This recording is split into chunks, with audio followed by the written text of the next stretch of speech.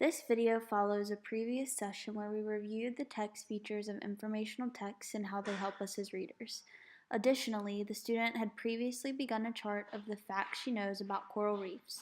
As we read text, we check or cross off the facts that are correct or incorrect. Then the student adds the facts she learns to a separate section on the chart.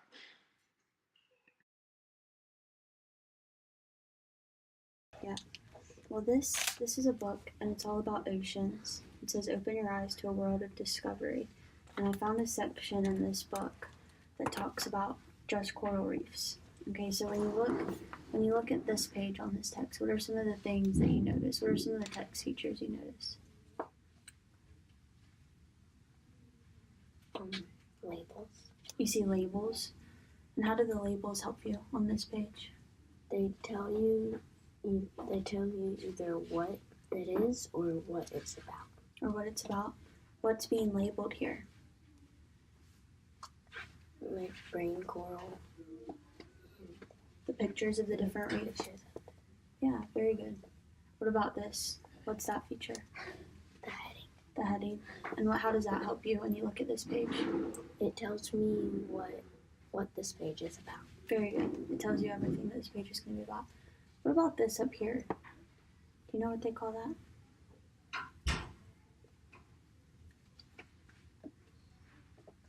It's kind of just an insert, right? It just is telling you some interesting facts. It doesn't necessarily have anything to do with the picture, but when you read that, it might not have anything to do with what's on this page, but it gives you just a little bit more information, right? What else do you see? What's one more? Yeah, you're right. Photographs. Very good. Very, very good.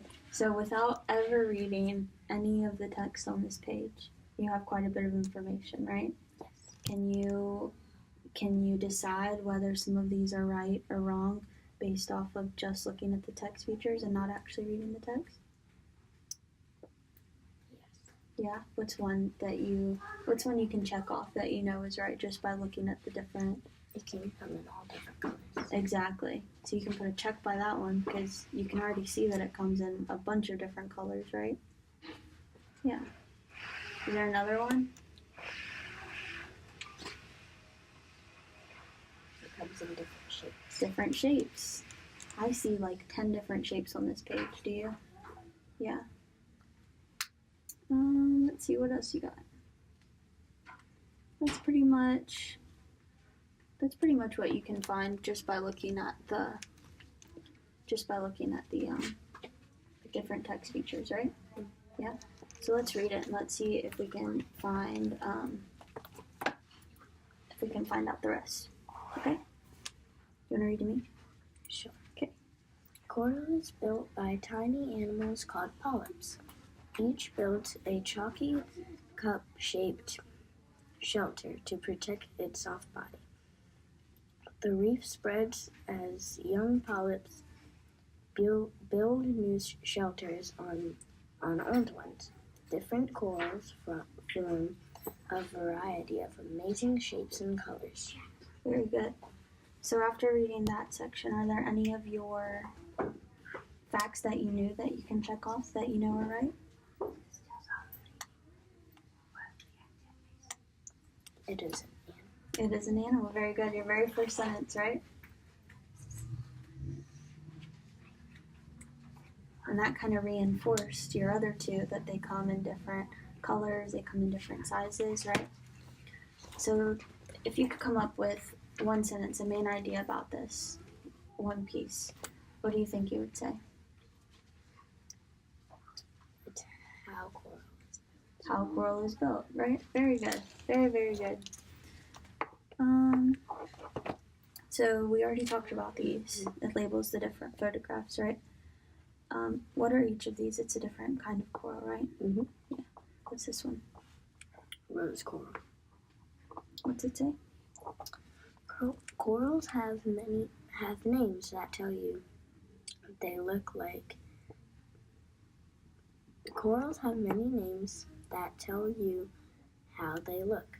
This is a rose coral. This coral is like a rose. This coral is like a rose. So you see in the picture how it kind of looks like a rose?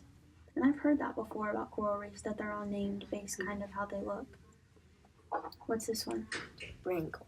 Brain coral has a grayish color and looks like a human brain. It really does look like a brain, doesn't it? Yeah, that's funny.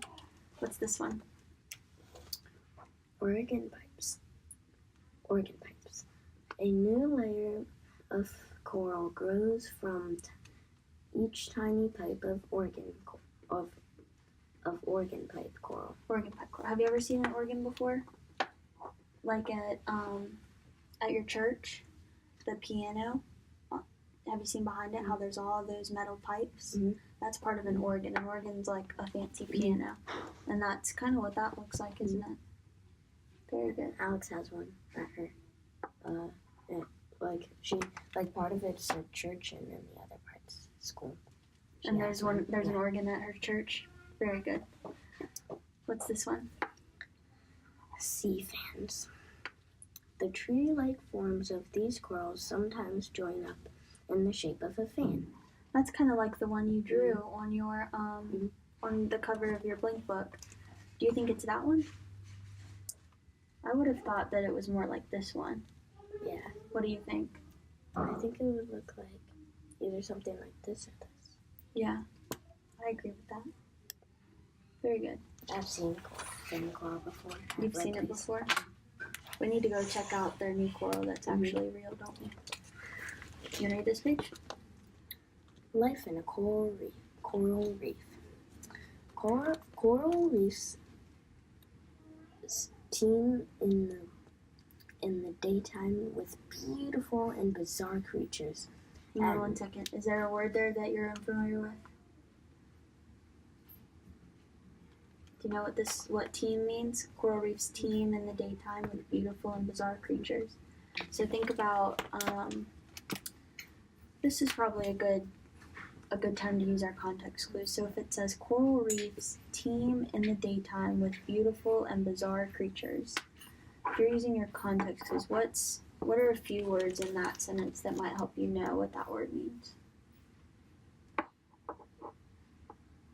What's going on at the reef?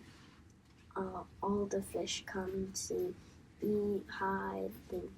Yeah, so if it says that there's beautiful and bizarre creatures in the daytime, if it's teeming with those, then there's probably what? A lot of fish. A lot of fish. Very good. What's this one? Okay.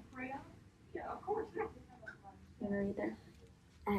At night, many retreat into caves to rest. Now a new party begins. Different fish leave their hideouts to look for food. Very good. So what happens in the daytime at the coral reef? All the fish come to eat or come to hide from the big creatures that want to eat them. Yeah, what about at nighttime? It says, at night many retreat into caves to rest. Now a new party begins. They leave their caves to go look for food because that's the time when most of the big predators aren't out. Big predators, good word. Very good. So now we have more of these text features. What did we call these? Do you remember? Labels. Labels, very good. And they all point to different pictures, different photographs. What's this one say? Underwater angels. With their slim bodies, emperor angelfish can dart in and out of gasps in the coral. Angelfish partners stay together for life.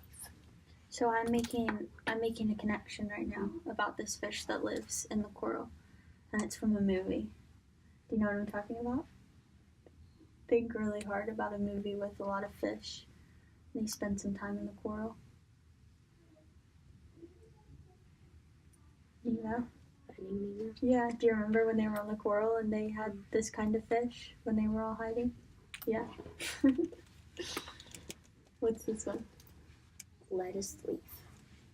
Like other sea slugs, lettuce slugs are related to garden snails. These frilly slugs may look like salad, but but their skin produces a slime that tastes revolting. But their skin produces a slime that tastes revolting. You know that word revolting? So if it says these frilly slugs may look like a salad, but their skin produces a slime that tastes revolting. What do you think that word revolting means? Doesn't taste very good. It doesn't taste very good, yeah. I bet it doesn't taste very good at all.